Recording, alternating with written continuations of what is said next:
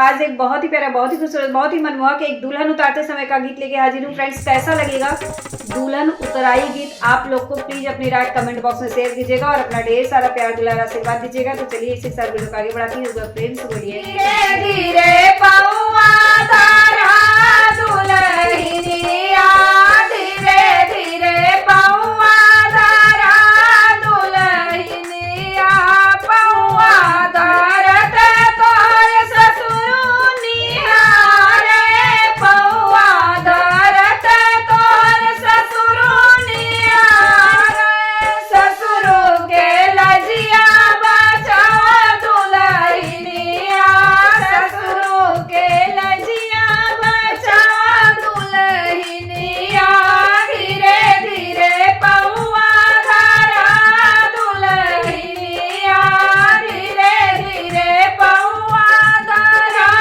दुल्हनिया, पौआ धरत तोर जेठ निहारे, पौआ धरत तोर जेठ निहारे, जेठ के लजिया बचाओ दुल्हनिया, जेठ जी के रहिया तू बेर का दुल्हनिया, जेठ जी के रहिया बेरा दुल्हनिया, धीरे धीरे पौआ धारा दुल्हनिया, धीरे धीरे पौआ धारा दुल्हनिया, पौआ धरत तोर ससुर निहारे, पौआ धरत तोर देवर निहारे, देवरा से प्रीति लगाओ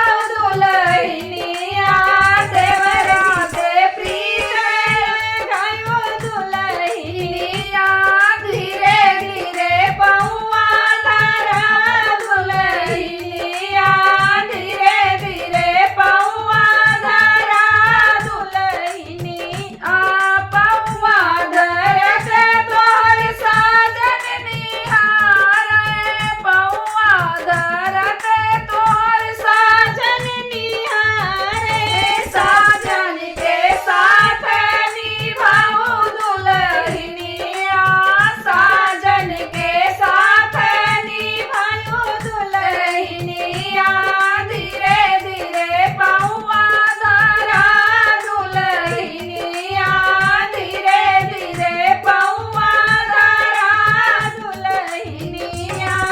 जय माता दी। फ्रेंड्स, गीत कैसा लगा कमेंट बॉक्स में शेयर कीजिएगा और अपना ढेर सारा प्यार दुलारा आशीर्वाद दीजिएगा। तो इसी के साथ वीडियो का एंड करते हैं। मिलते हैं नेक्स्ट वीडियो में, तब तक के लिए बाय बाय। फ्रेंड्स, एक बार फ्रेंड्स बोलिए जय माता दी।